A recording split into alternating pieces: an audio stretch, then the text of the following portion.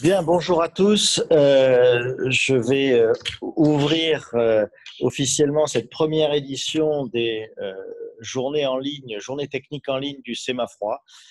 C'est une innovation et on va tester avec vous en espérant que la technique sera au rendez-vous pour tout le monde parce que interviennent les outils, mais aussi les connexions de chacun. Donc, ces deux journées seront divisées en trois sessions de trois thématiques. On innove sur ces journées techniques et on fera nos journées traditionnelles en présentiel l'année prochaine ici. On vous donne rendez-vous donc les 24 et 25 juin à Fresnes en 2021. En attendant des journées à distance, vous êtes très nombreux à vous être inscrits. Je pense qu'il y en a qui vont participer à certains ateliers, d'autres à tous. Bienvenue au Sémafroid en ligne. Et nous allons commencer ces journées par la thématique de la santé. L'animation sera réalisée en binôme par Ibrahim Zaïd, que vous connaissez tous sous le nom de Monsieur Certicole, et qui animera ce premier atelier avec Nicolas Boudet, le directeur du site de Bordeaux, qui sera sur le site de Bordeaux. Ça permet aussi les journées en ligne de faire des journées sur tous nos sites en même temps. Et donc participent les différentes équipes du Sémafroid, qu'elles soient ici à Fresnes, présentes dans la salle ou dans les bureaux, à Cestas évidemment, mais aussi à Arras, en Italie ou au Canada, sur nos différentes implantations, ainsi qu'à la Réunion, à Saint-Pierre. Donc tout le monde est mobilisé pour ces deux journées. Merci d'être avec nous. N'hésitez pas à participer dans la partie discussion. Et sans plus attendre, je laisse la parole à Ibrahim pour l'animation de ce premier atelier. Ibrahim et Nicolas, c'est à vous. Merci Gérald. Donc l'atelier garantir la chaîne du froid des produits de santé et sa traçabilité, ça va se découper en 4 interventions. Dans un premier temps, nous aurons Monsieur Aurélien Nortier de Chronopost Biologistique qui interviendra en tant que pharmacien sur un utilisateur d'équipement sur les transports de produits de santé. Ensuite, nous aurons l'intervention de Carrier Transicole, Monsieur Lionel Pourcheresse, donc le responsable produit en termes de constructeur d'équipements froids. Ensuite, je vous présenterai la démarche de labellisation Certicole Pharma sur les équipements de la chaîne des produits de santé. Et puis, nous terminerons avec une vidéo de Monsieur Eric Steiner qui ne peut pas être présent aujourd'hui lors de ce webinaire ce matin sur sa vision de la garantie de la chaîne du froid des produits de santé de la part d'un laboratoire pharmaceutique. Donc, je serai avec Nicolas Boudet. Donc, vous avez aussi un onglet auquel vous pouvez poser vos questions lors des présentations et nous essaierons d'y répondre dès que possible par rapport au temps qui va nous rester par rapport à ces présentations. Donc, je vais laisser la main à Monsieur Nortier pour présenter sa partie. Donc, Vincent va pouvoir vous donner la main sur vos slides concernant garantir la chaîne des produits de santé et sa traçabilité d'un point de vue biologistique Chronopost. Donc, je disais bonjour. Donc, Aurélien Nortier, pharmacien pour Chronopost, en charge des bonnes pratiques de distribution. Je suis en charge chez Chronopost de contrôler la compliance de nos offres de transport avec la réglementation pharmaceutique. Mon intervention sera en 3 points. Le premier, un petit rappel réglementaire. On ne peut pas être pharmacien sans parler de réglementation. Le deuxième, c'est un certain nombre de contraintes qui se posent au transport de produits de santé en température dirigée. Et puis une illustration dans un troisième temps sur la mise en pratique qu'on a chez Chronopost et chez Biologistique. Je vous laisse avancer. Normalement, il a l'accès. Vous avez la main aussi, hein, normalement. Donc, un petit rappel sur les bonnes pratiques de distribution. 3 points que l'on retrouve sur la partie gestion des produits thermosensibles. Hop. Merci. La notion de qualification d'équipement est importante. On ne peut pas effectivement utiliser des outils de maintien en température si ceux-ci ne sont pas vérifiés et si ceux-ci ne sont pas sur un standard qui est attendu par nos donneurs d'ordre et par les autorités. Concernant les véhicules, il est évident que ceux-ci doivent être étalonnés et contrôlés. J'explique. Vous ne pouvez pas vous permettre, dans un équipement de maintien en température, prenons la température de 8 par exemple, d'avoir 12 degrés d'un côté et 1,3 degré de l'autre. On doit avoir cette homogénéité, notamment concernant les taux de remplissage des véhicules, concernant la circulation des flux d'air, etc. Et ces vérifications, notamment sur la cartographie, et les sondes d'enregistrement de température doivent être régulièrement contrôlées. La dernière chose, c'est qu'en tant que transporteur, nos clients, qui sont les laboratoires, et les clients des laboratoires, qui sont les établissements de santé ou les patients, doivent pouvoir obtenir les informations nécessaires pour prouver que le transport en température dirigée a été effectué dans des bonnes conditions et sur des phases de stockage, de cross-docking, que le maintien en température a été respecté selon les préconisations et la stabilité des produits déterminés par les laboratoires.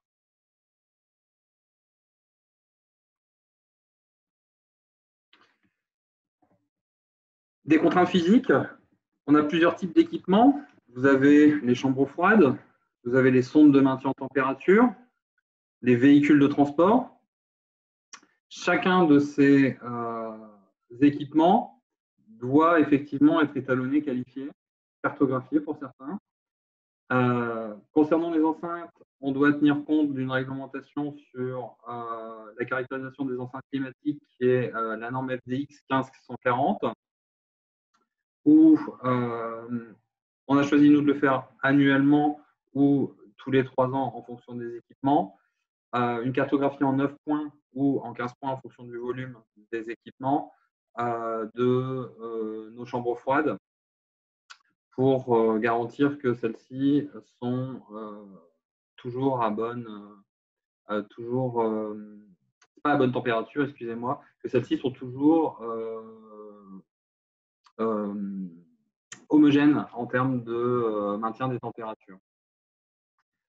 Les sondes de mesure et d'enregistrement en température répondent aussi à un certain nombre de normes. Vous le voyez, elles sont notées. La NFEN 12830, l'étalonnage avec la 13486, et puis l'ISO 17025, où on parle facilement de COFRAC. Ça répond à une norme qui est l'ISO 17025, qui est la garantie que les étalonnages sont conformes à un standard de vérification. Concernant les véhicules, le Sémafroid a établi une certification qui est le Certicold, qui permet effectivement de regrouper notamment les deux exemples que je viens de présenter avec la possibilité de garantir que durant 3 ans, s'il me semble que c'est 3 ans, les équipements soient valides pour pouvoir effectuer ce transport de produits de santé.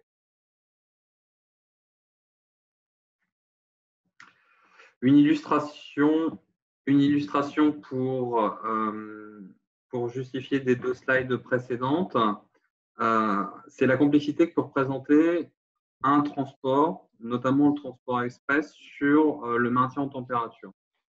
Sur le bas de la courbe, vous voyez, vous avez des phases bleu marine et des phases bleu clair qui alternent les phases de transport et les phases de passage en agence. Et à chaque passage, à chaque changement de couleur, vous avez une rupture de charge. Et cette rupture de charge est à chaque fois un point à risque. Quand on est dans un équipement, que cet équipement il est qualifié, qu'il est validé, qu'il est maintenu, qu'il est entretenu, vous avez peu de risques d'avoir des problèmes d'excursion, des pics de courbe ou des équipements qui lâchent, des valeurs injustifiées ou complexes à justifier au sein de l'acte de transport. Les problématiques sont effectivement sur ces ruptures de charge. Vous voyez, sur le transport express, le fait de devoir faire preuve de réactivité oblige à avoir beaucoup de ruptures de charge. Et donc, ça me permet d'illustrer qu'on n'est jamais sur une température constante ou une température linéaire. C'est illusoire de penser qu'un maintien en température permet d'avoir des courbes complètement plates. La vie d'un équipement en froid, c'est des phases de givrage, de dégivrage, c'est des turbines qui vont s'activer pour pouvoir ventiler, etc., etc. Et donc, pour justifier des actes de transport, pour justifier de ces ruptures de charge, il est nécessaire, en tout cas c'est le choix que nous avons fait, de justifier des températures par rapport effectivement aux différents événements qui sont liés à la vie des colis et des médicaments que nous transportons. Vous le voyez, on passe sur différents équipements. À chaque fois, on a un rapprochement de ces ruptures de charge avec les événements de transport qui sont liés. Et on vient concaténer ça avec les relevés de température sur les équipements et les rapprochements contenant-contenu qu'on peut faire au sein de la vie du colis. Ce qui permet aussi, avec nos donneurs d'ordre, d'avoir un maximum de pertinence sur effectivement ces variations atypiques, anormales ou attendues sur le maintien en température. Ça permet aussi, si éventuellement il y a une excursion, de savoir quand elle est intervenue, combien de temps elle est intervenue, ce qui est important pour les éventuelles excursions et de pouvoir répondre aux autorités de santé si nécessaire. Je vous remercie de m'avoir écouté. J'ai respecté mon délai. Donc Aurélien Nortier, vous pouvez me contacter à ces références-là. Et puis, je suis à votre disposition pour les éventuelles questions sur les problématiques techniques qui peuvent être rencontrées dans le transport de produits de santé en express. Merci, Monsieur Nortier. Là, je regarde, il y a une question sur qu'est-ce qu'on appelle les ruptures de charge sur ce que vous avez présenté à l'instant. Qu'est-ce que vous appelez, vous, rupture de charge? Quand on passe d'un équipement à un autre, d'un équipement roulant à un équipement fixe, par exemple, on se retrouve à avoir une manipulation de colis en l'occurrence. Le fait de passer d'un premier équipement à un deuxième équipement représente ce risque d'excursion. Effectivement, une rupture de charge, c'est le passage d'une agence à une autre, d'un équipement roulant à une agence, d'une agence à un équipement roulant. Et donc, ce sont ça les ruptures de charge. Ce sont la charge d'un camion, donc en termes de masse, en termes de colis, qui va être transposé sur une agence qui va effectuer le tri, le dispatch. Dans le transport express, vous avez énormément d'intermédiaires. Vous avez énormément de phases entre agences pour pouvoir dispatcher sur l'ensemble du territoire. On n'est pas sur un transport unique ou dédié où on va faire un enlèvement à Rennes avec un camion unique complet pour aller distribuer à Lyon. Vous pouvez avoir effectivement des intermédiaires. C'est la grande force du transport express, c'est cette massification. Et cette massification, elle s'effectue au travers effectivement de différentes ruptures de charge. Dans le réseau de transport sur lequel je travaille, on peut avoir 2, 3 ruptures de charge sur un transport express. Donc, un transport express, pour rappeler, c'est une collecte le lundi pour une distribution le mardi. Très bien. Merci de votre réponse. Dernière question. L'application de la méthode FDX 1540 est-elle obligatoire par les référentiels pharma ou une autre méthode peut-elle appliquée? Exemple, CUI 6068. Alors, je laisserai plus facilement le sémaphore répondre parce que le deuxième référentiel, je ne le connais pas. On a choisi, nous, de se baser sur quelque chose qui est connu et réputé et qu'on utilise aussi pour d'autres types de transports. Il n'y a aucune référence à ma connaissance, il n'y a aucune référence dans les bonnes pratiques de distribution à cette norme. Ça nous permet de répondre à un standard. Dans les bonnes pratiques de distribution, il y avait ce que je mettais en préambule, il y a la nécessité de qualifier et d'étalonner les équipements. Cette norme MDX 15440, elle permet d'avoir notamment des coefficients d'isolation qui permettent de justifier qu'on a peu de variations ou qu'on a des équipements qui soient robustes et qui puissent répondre.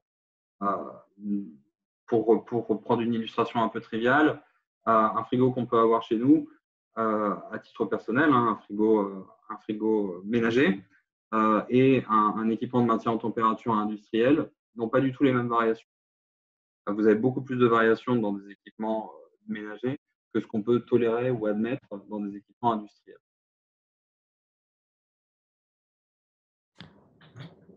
La réponse pour… Concernant les… Je peux répondre effectivement pour la CEI. Alors, donc effectivement, comme Monsieur Nortier l'a dit, la 1540 est très conseillée. Elle permet de qualifier en tout point l'homogénéité et la stabilité dans le temps de la cellule. La CEI est fait exactement sur le même principe, sauf qu'elle est beaucoup plus stricte dans son écart type. Bon, à ce moment-là, on prend vraiment le max dans le volume et dans le temps de l'ensemble. Elle est plus adaptée pour des systèmes de stress dans l'électronique, dans le domaine des équipements de l'avionique, mais aussi elle peut être effectivement utilisée comme norme européenne dans la pharma et dans l'alimentaire. Voilà. Et à savoir qu'elle est quand même très stricte et la 1540 est adaptée pour notre domaine aussi. Tout à fait. Merci. La norme internationale est plus dimensionnée pour les matériels de laboratoire dans lesquels les exigences d'incertitude de mesure sont beaucoup plus strictes et, comme vient de le rappeler Nicolas, moins adaptées au terrain et à des enceintes de pratiques quotidiennes, non pas d'essais, mais de logistique. Très bien, merci Monsieur Nortier pour cette présentation et les réponses aux questions. On va passer à la présentation de Monsieur Pourcheresse pour la partie constructeur de groupes frigorifiques avec une solution pharma. Ok, très bien. Bonjour à tous. Merci Aurélien pour ces éléments techniques de qualification du matériel. Donc effectivement, nous constructeurs de groupes frigorifiques, on est impliqués dans la démarche de transport de produits pharmaceutiques depuis de nombreuses années. Donc on a développé une solution qui s'appelle PharmaSelect. Et cette solution, elle a deux vocations importantes. La première, c'est d'assurer que les conditions de température sont maintenues pendant le transport. Et puis, le deuxième aspect, c'est de démontrer que les médicaments n'ont pas été exposés à des conditions pouvant compromettre leur qualité. Donc pour assurer cette solution, il y a deux parties. Une partie matérielle avec le groupe froid bien évidemment, la cellule, donc la caisse entre guillemets, et puis des accessoires, et puis une partie service avec donc du service pour assurer le bon fonctionnement du matériel, et puis une partie service aussi sur du stockage de données, de l'archivage de données. Parce que pour la partie démontrée, il faut archiver, il faut stocker des données pour être conforme avec le guide des bonnes pratiques et Certicold. Donc sur la partie matérielle, la diapo suivante, merci. Donc il y a effectivement un équipement. Nous avons fait le choix d'avoir des équipements pour toutes les gammes de produits, donc que ce soit du VUL, du porteur ou de la semi-remorque. et également proposer des solutions aussi bien en monotempérature qu'en multitempérature. Donc on a toute une gamme de produits qui ont tous été certifiés CertiCold, donc ils ont tous été testés avec la cartographie, etc. Pour ces groupes, il y a également des paramétrages spécifiques, donc des réglages par rapport aux précisions du point de consigne, le différentiel des températures, les ventilations évaporateurs permanentes, le mode secteur obligatoire pour éviter justement les ruptures de charge si jamais il y a des coupures de diesel, enfin il y a des temps de stationnement, et puis le start-up interdit, donc le groupe fonctionne en permanence de manière à assurer une traçabilité, une chaîne du froid la plus précise et constante possible. Ensuite, il y a une partie accessoire, donc comme on l'a dit, donc là c'est l'exemple d'une semi-remorque, mais on a à peu près la même chose pour du VUL ou des véhicules porteurs. Donc il y a la visibilité déjà d'une part pour le chauffeur, d'avoir un suivi permanent de ce qui se passe dans la cellule. Donc il y a une commande cabine, que ce soit sur un tracteur ou dans un porteur ou dans un van. Ensuite, on peut avoir des contacts de porte, ce qui va permettre de surveiller les fameuses ruptures de charge dont on parlait précédemment. On peut avoir un panneau de commande arrière qui permet aussi d'avoir de la visibilité depuis l'arrière de la caisse et puis de piloter le groupe depuis l'arrière de la caisse. On peut avoir également des solutions de télématique qui vont répondre aux besoins de traçabilité, de visibilité et puis de stockage, d'archivage des données, qui est une partie quand même importante du contrôle qualité pour le transport de produits pharmaceutiques. Et puis bien évidemment un enregistreur de température homologué EN 12830 qui va assurer également au niveau local, même s'il n'y a pas de télématique, qui va assurer l'enregistrement et la traçabilité de température.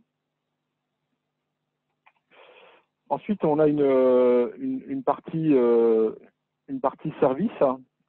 Donc, comme je l'ai dit, il faut assurer le bon fonctionnement de la machine et puis il faut également être prêt à intervenir en cas de problème. Donc pour cela, il y a d'abord un réseau de services après-vente qui est très diversifié, très vaste. Donc là, c'est une vue européenne, mais il y aura le slide d'après une vue plus française. Des contrats de maintenance, du service 24, et donc qui permet d'assurer le bon niveau d'intervention en cas de problème. Au niveau de la France, donc il y a à peu près 66 centres de services qui sont tous capables de faire de l'étalonnage de sondes. Ça, c'est le premier niveau d'intervention, on va dire, dans le cadre de la pharma et de l'homologation des enregistreurs de température. Et puis, on a 8 centres qui sont labellisés CertiCold. Ça veut dire qu'ils sont autorisés, certifiés pour faire de la cartographie et donc proposer des renouvellements des certificats CertiCold au bout de 3 ans, 6 ans, 9 ans.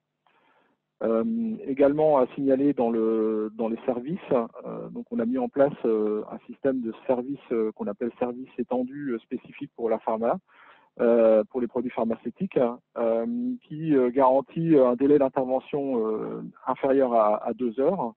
Et également au niveau de l'archivage des données, on a mis en place un système où on va stocker, archiver tous les ordres de réparation, donc toutes les preuves d'intervention, que ce soit de la maintenance ou de réparation sur le matériel. Donc ceci permet d'assurer une traçabilité complète, non seulement des températures, mais également de la maintenance du matériel et de l'entretien du matériel pour assurer que le matériel est toujours en bon ordre pour les missions de transport de produits pharmaceutiques. Donc voilà, je suis allé un petit peu plus vite que prévu. Mais en tout cas, donc il y a vraiment deux aspects, un aspect matériel avec donc un groupe et des accessoires, et puis une partie service.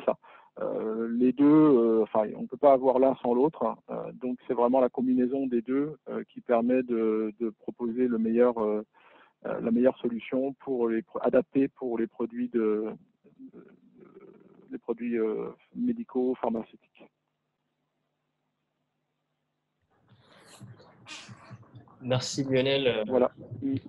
pour cette intervention. On a plusieurs questions qui arrivent. Il y en a une par exemple. Lorsque l'on veut utiliser un groupe carrier pour ce type de transport, est-ce qu'on est obligé de prendre le pack on va dire, complet de carrier avec l'ensemble des options, ou c'est plutôt récupérer uniquement des éléments séparément? Ah, tout à fait. Alors c'est une bonne question effectivement. Là dans la diapo, j'ai mis effectivement tout l'ensemble de ce que l'on propose. Maintenant, ce n'est pas une obligation. Vous pouvez très bien acheter le groupe frigorifique chez nous et puis l'enregistreur ailleurs ou la solution de télématique ailleurs. Il n'y a pas de souci. Chaque élément est de toute façon accrédité entre guillemets individuellement. Les groupes sont certifiés Certicold. L'enregistreur est homologué EN 1830, les sondes sont calibrées, etc. Donc il n'y a pas de individuellement chaque composant fonctionne et est à même de répondre à une partie du besoin pour assurer le transport de produits pharmaceutiques. Très bien, merci. Je regarde s'il y a d'autres questions également.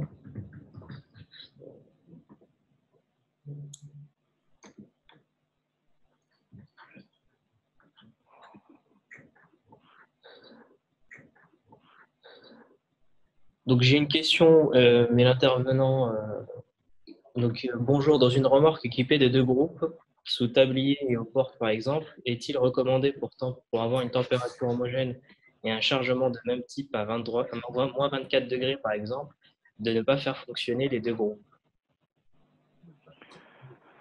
Oui, alors c'est vrai qu'on a eu des clients qui nous ont demandé de mettre 2 groupes frigorifiques. Ça s'est fait notamment pour un client anglais. Donc c'est plutôt un groupe qui sert de backup. C'est un client qui fait de la longue distance. De mémoire, il faisait du transport entre l'Angleterre et la Turquie. Et donc il y avait un groupe classique de semi-remorque en face avant et puis un groupe sous châssis.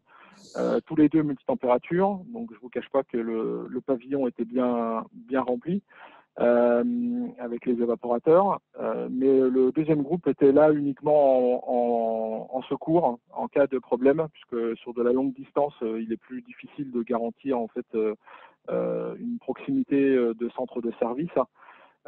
Donc en cas de problème, il fallait pas trop compter sur une intervention rapide, mais plutôt sur sur un groupe de secours finalement. Et donc c'est pour ça qu'on peut voir certains systèmes avec 2 groupes frigorifiques, en tout cas pour le transport pharmaceutique. Et pour le cas que je connais. Après, il y a peut-être d'autres cas, mais chaque groupe individuellement est à même de répondre à la demande de température. Très bien, merci. Y aurait-il une dernière question? Je regarde dans le question-réponse. On pourra de toute façon revenir dans le débat après les présentations. Tout à fait. Donc, s'il y a des l'ensemble questions, n'hésitez pas à les poser et on pourra y répondre. Donc, vous avez un bouton en fait en bas QR, en fait questions-réponses. Vous pouvez écrire vos questions et on tâchera d'y répondre avant la fin de cette heure. Donc, on passera à la prochaine présentation. Merci Lionel. La prochaine présentation, s'il vous plaît. Donc, je vais vous présenter en fait le label Certicold Pharma, comment on peut délivrer le label pour les équipements de la chaîne du froid qui sont liés aux produits de santé. Donc, comme on a vu sur les deux présentations, Donc, on a une réglementation qui est renforcée pour le maintien des produits de santé. Par contre, on a une obligation de moyens et on doit obligatoirement choisir des équipements qui sont adaptés selon les différents types de produits.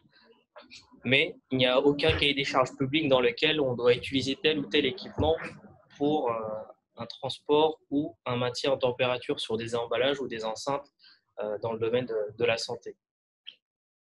Donc, le label européen de conformité, donc, il est pour tous les équipements européens de la chaîne du froid, des produits de santé thermosensibles. Donc, le Certicold Pharma a été créé par des professionnels pour des professionnels.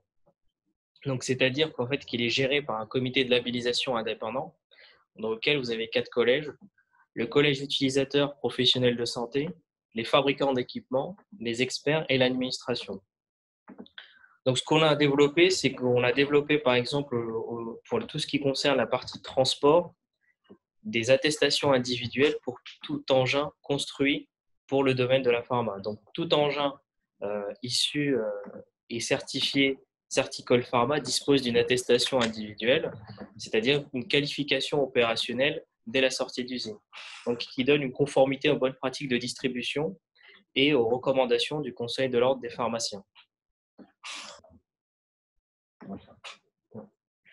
Donc aujourd'hui, le label Certicold Pharma couvre 3 types d'équipements, donc les engins de transport des produits de santé thermosensibles, les solutions d'emballage isotherme ou réfrigérant pour les produits de santé, les conteneurs ou chambres froides utilisées à usage fixe, par exemple dans les hôpitaux, dans les entrepôts, pour pouvoir avoir des compléments d'espace qualifiés pour pouvoir stocker les produits de santé.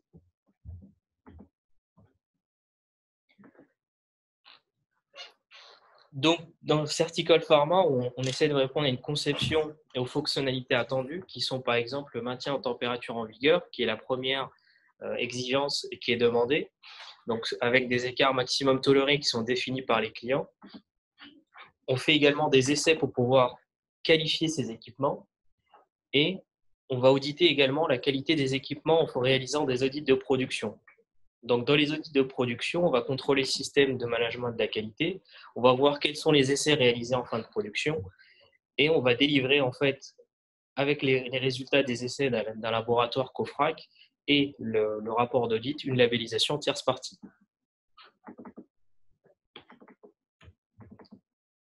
Donc, le schéma de certification. Donc, pour un véhicule, aujourd'hui, on va, avant de pouvoir qualifier un véhicule, on va s'assurer qu'on a un PV de type de cellule qui est ATP. On va également vérifier que le groupe frigorifique dispose d'un rapport d'essai ATP et qu'on ait un enregistreur qui est conforme à la NF EN 12830. L'assemblage de ces éléments devra réaliser un test complet en tunnel en conditions extrêmes selon la VDX 1540 pour pouvoir qualifier et vérifier qu'en conditions extrêmes, on maintient bien les températures désirées à l'intérieur du volume. Donc ça, c'est la qualification d'un essai de type dans lequel on va émettre un certificat pour un véhicule.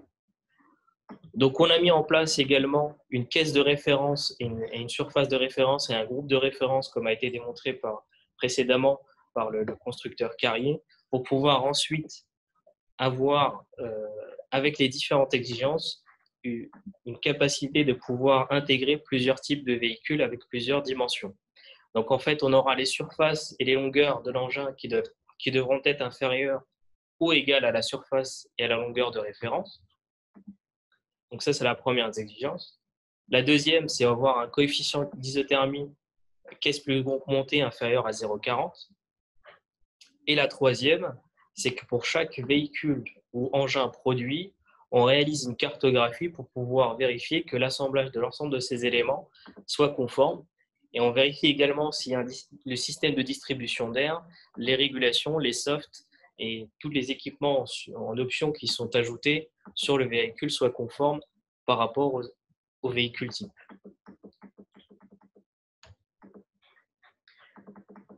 Donc, le process de validation, donc il y a le dossier technique qui est présenté à la commission. Il y a toute la partie essai avec l'ensemble des qualifications des équipements qui sont réalisés sous la FDX 1540 pour pouvoir qualifier ces équipements, et la partie audit de système de fabrication, aussi bien de cellules par rapport aux constructeurs de caisses qu'aux fabricants de systèmes d'engins, de systèmes frigorifiques. Donc pour la délivrance des attestations, vous avez compris que lorsque le véhicule est délivré neuf, dispose d'une attestation, et cette attestation elle a une durée de validité. Donc on a différentes approches. C'est une approche globale où on a l'ensemble de l'engin qui est fabriqué chez un constructeur, où on a différents modèles, et là on va avoir en fait des grandes séries, donc on va avoir une vérification unitaire directement en usine ou en centre de test certicole. Donc on a des centres de test qui sont en France et en Europe, vous verrez la carte juste après, et où on délivre une attestation individuelle sur chaque engin neuf et où on dispose d'un marquage. Après, vous aurez l'approche modulaire où vous aurez, et unitaire, où vous aurez des cas particuliers sur des petites flottes avec des configurations spécifiques. Vous aurez également une vérification unitaire sur ces types d'engins-là dans ces mêmes centres de test.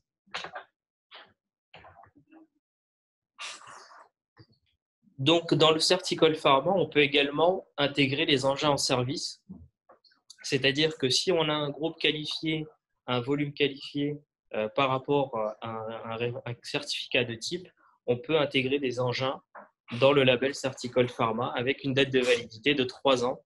Donc, chaque engin devra repasser au bout de 3 ans dans un centre de test pour pouvoir renouveler son certificat et réaliser des tests pour pouvoir avoir le label.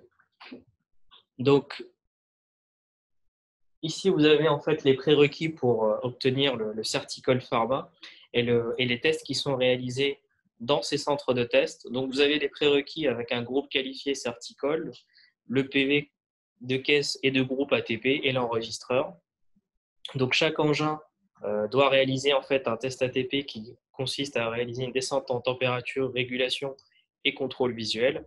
Ensuite vient le test Certicol qui consiste à faire une homogénéité en température et une vérification d'un enregistreur selon la 13486. Donc l'ensemble de ces données sont enregistrées auprès du centre de test et le CMA3 valide auprès de chaque engin à chaque centre de test et délivre une attestation et un marquage pour 3 ans.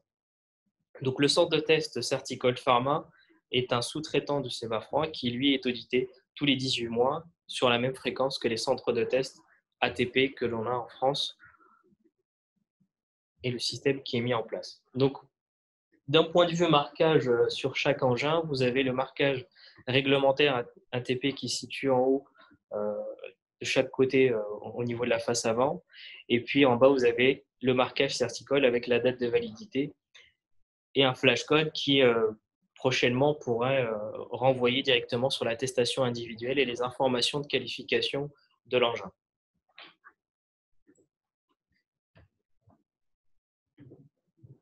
Donc, les vérifications, donc on parle, comme on l'a dit, on a des renouvellements des engins en service tous les 3 ans avec les mêmes essais que l'on réalise, que le véhicule soit neuf ou lors d'une intégration.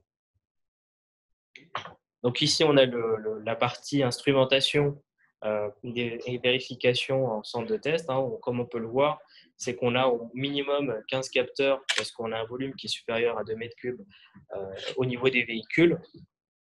On a un maillage qui permet de pouvoir vérifier l'homogénéité en température à l'intérieur de la caisse et de pouvoir vérifier si les limites de chargement sont bien indiquées dans les véhicules et de pouvoir mesurer la température réelle lors d'usage de véhicules pour la pharma.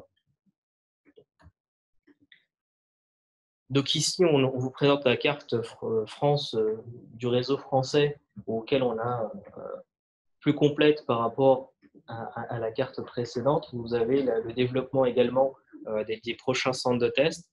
Vous avez une dizaine de centres en France et on a le développement européen. C'est qu'il faut savoir qu'aujourd'hui, on a des centres de test qui sont existants et qui ont des activités de délivrance d'attestation en Belgique, Pays-Bas, Et ensuite, on a également en Suisse, Italie, où on a des centres de tests qualifiés Certicol qui délivrent le label. Donc, quel que soit le véhicule, où se situe le véhicule en Europe, il a à proximité en fait différents centres pour pouvoir renouveler et vérifier ces véhicules dans le cadre du label Certicol Pharma. Donc, qui délivre le label? Comme je vous l'ai dit au départ, donc on est sur un comité de labellisation qui est composé à 35% d'utilisateurs, qui est essentiellement des pharmaciens, transporteurs, ensuite à 39% de fabricants, carrossiers, équipementiers, à 9% l'administration et ensuite à 17% les experts, dont certains experts font partie du CEMA3.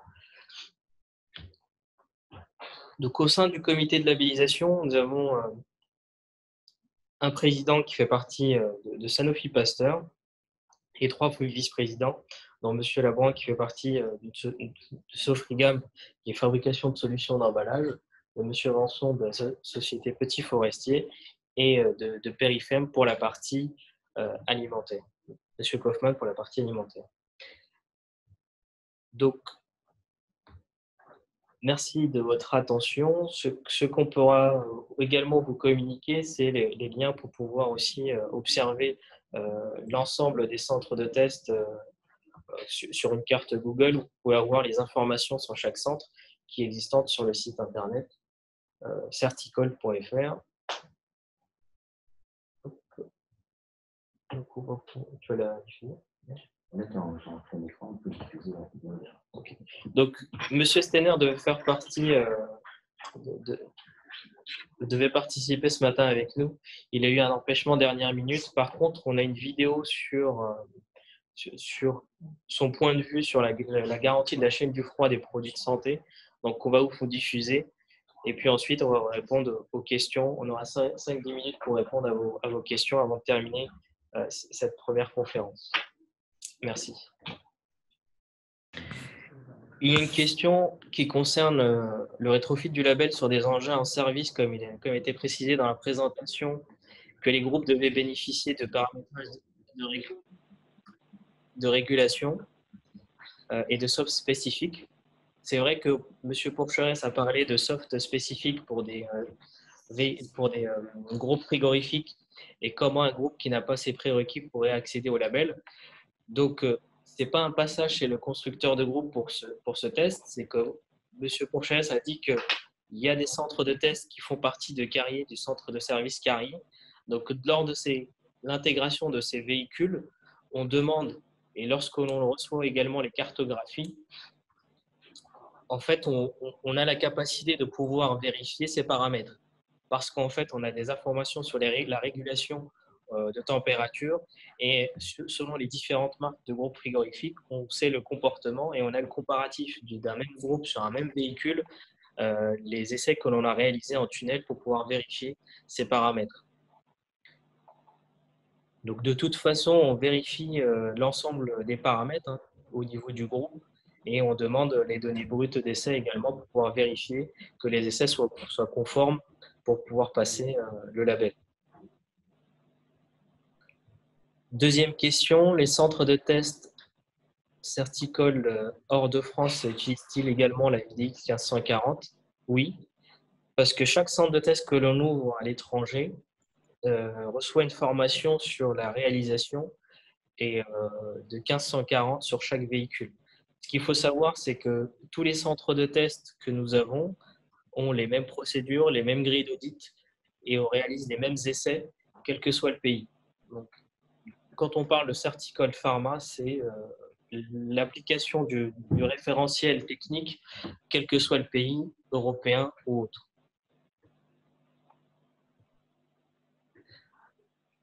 Il y a beaucoup de questions. Je fais le tri. En complément, qui vérifie que les véhicules déjà en service seront bien remis au standard Certicol en termes d'équipement nécessaires pour traçabilité et verrouillage du compartiment?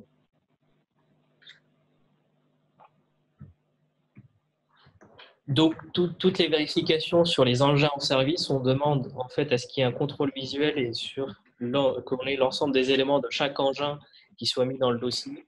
Donc, on demande à ce que tous les équipements nécessaires soient installés et indiqués dans le dossier. Et ces dossiers-là sont vus chaque 18 mois lors des audits pour pouvoir vérifier que les engins qui ont intégré le label Certicol Pharma correspondent bien au cahier des charges. Autre question, un carrossier peut être centre de test Certicol Pharma? Oui. A-t-on une idée de la quantité de véhicules certifiés Certicol Pharma en circulation? Oui, parce qu'en fait, on délivre des attestations individuelles avec un marquage et un numéro unique. Donc, ce qu'il faut savoir, c'est qu'on a la répartition en termes de véhicules en VUL, semi et autres. Donc, ce qu'il faut savoir, un ordre d'idée, pour la partie VUL, on est à plus de 250-300 VUL. Pour la partie semi, on est plutôt sur entre 150 et 200. Donc, on a une capacité de pouvoir avoir un chiffrage de l'ensemble de ces attestations. Autre question, le coefficient de 0,40 de la caisse plus groupe qui en atteste officiellement, est-ce bien basé sur une estimation et l'expérience du SEMAFROID, car aucun PV ATP caisse ne valide l'impact de la pose du groupe. C'est donc le SEMAFROID qui va estimer et dire si une caisse à 0,37 ou 0,38 passe ou ne passe pas, sans rapport aux mesures. Sur ce point-là, en fait, les caisses ATP peuvent passer avec un groupe. Donc, toutes les déperditions sont prises en compte avec l'impact du groupe, qui est fortement conseillé de passer le groupe avec la caisse, donc déjà monté. S'il n'est pas possible, l'ATP précise qu'en fait, il faut faire une découpe de la face avant ou du passage du groupe si c'est un mono. Si c'est un splitté, c'est juste le passage des tubes. Et de remettre le bouchon en face avant et de refaire une étanchéité, ce qui a une grande majorité très peu d'impact. Oui, après, effectivement, je n'ai pas vu la fin de la question. Pour un coefficient 4, 0,37, 0,38, de toute manière, il existe après le coefficient de sécurité sur les groupes qui fait que les 1,75 de coefficient de sécurité vont faire que le groupe sera bien dimensionné pour le volume de la caisse. Le plan de contrôle qui a été mis en place par la DGAL sur les engins ATP faisant l'objet d'une délivrance d'attestation en France permet de converger de plus en plus vers des engins qui sont en dessous de 0,40, même avec le groupe monté, et a mis en évidence que globalement, eh bien, le système de certification fonctionne et que les engins qui sont en sortie d'usine en IR ont bien un coefficient inférieur à 0,40.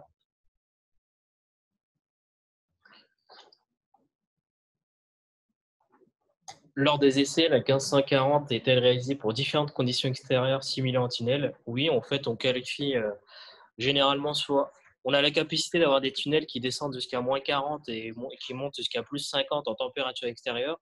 Donc, selon plus 55.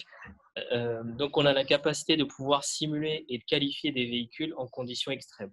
Généralement, sur des semis et VUL, on fait des qualifications pour maintenir la température et on réalise des cartographies sur des longues durées, plutôt sur moins 30 température extérieure et plus 40.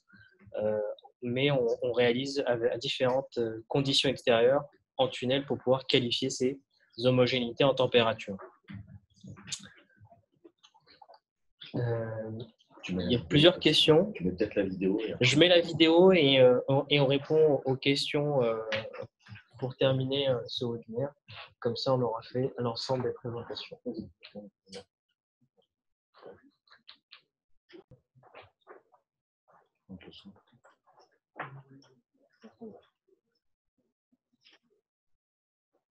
Tout d'abord, il faut rappeler les contraintes réglementaires. La réglementation pour le transport des produits pharmaceutiques est devenue de plus en plus exigeante ces dernières années. Je prendrai à titre d'exemple deux guides. Le guide européen qui a été publié en 2013 et dans lequel les exigences pour le transport ont été détaillées par rapport à la version précédente. Un autre exemple est celui d'un guide international qui est le guide publié par les autorités brésiliennes en visa, qui donne des informations très précises quant à la réalisation de la qualification. J'ai pris ce deuxième exemple pour signaler que des laboratoires qui exporteraient des produits depuis la France vers ce pays-là sont susceptibles d'être inspectés sur la partie qualification du transport pour la première étape réalisée entre l'usine et l'aéroport. Plus précisément, à quoi doivent répondre les laboratoires? 3 points. Premier point, c'est la vérification du transport quand le système est exposé à des conditions extrêmes. Par exemple, la température ambiante. Pour cela, il faudra réaliser des tests avec la charge à transporter dans une chambre thermique. Deuxièmement, il faudra mettre en place un processus de maintien de l'état qualifié. Autrement dit, s'assurer que la performance des équipements est maintenue dans le temps. Enfin, le laboratoire devra mettre en place un système qualité pour suivre les opérations réalisées par ses sous-traitants et notamment par ses transporteurs et établir avec eux un contrat dans lequel seront formalisées les opérations à réaliser selon les bonnes pratiques de distribution et également les rôles et responsabilités des deux parties. Enfin, je terminer cette question par la problématique à laquelle font face les laboratoires. Premièrement, l'absence d'expertise technique quant au système que l'on utilise pour le transport. Ce qui va voir par la suite, dans la suite de l'exposé, va poser quelques problèmes pour ces laboratoires pour définir quels sont les équipements à qualifier. Deuxièmement, c'est une problématique de coûts et de ressources. Pour réaliser une qualification de l'ensemble de la flotte des équipements à utiliser pour le transport. L'approche famille, dans le cadre de la qualification du transport, est une option qui permet de répondre aux exigences réglementaires. Cette stratégie va permettre de simplifier le processus, car l'exercice de qualification sera réalisé sur un équipement représentatif de la flotte. La certification Certicolt est une démarche qui va permettre d'atteindre cet objectif. La qualification est réalisée sur un équipement représentatif, appelé équipement type, en conditions extrêmes. D'autre part, tous les autres équipements seront testés lors de leur mise en service. De plus, des audits sont réalisés chez le fabricant et le suivi de la performance de l'équipement dans le temps vient consolider cette démarche. En conclusion, en tant que représentant d'un laboratoire pharmaceutique, la certification Certicolt répond aux exigences réglementaires, notamment la nécessité de réaliser une qualification de nos équipements. Elle permet de simplifier le processus et de concentrer nos efforts et nos ressources sur un équipement type.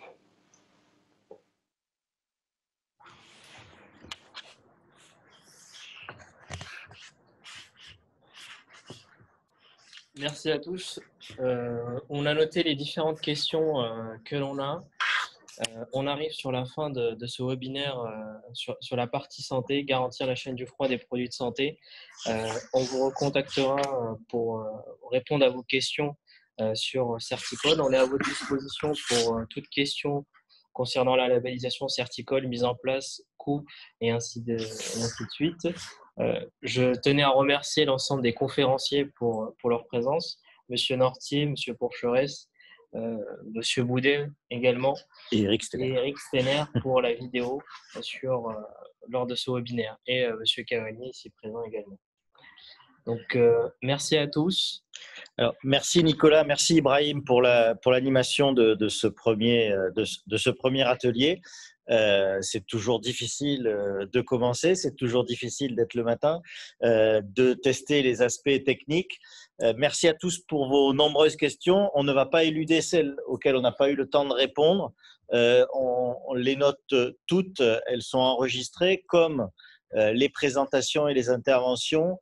Et d'ici quelques jours, vous pourrez avoir accès au contenu de ces journées techniques et aux réponses apportées soit pendant l'atelier, soit après.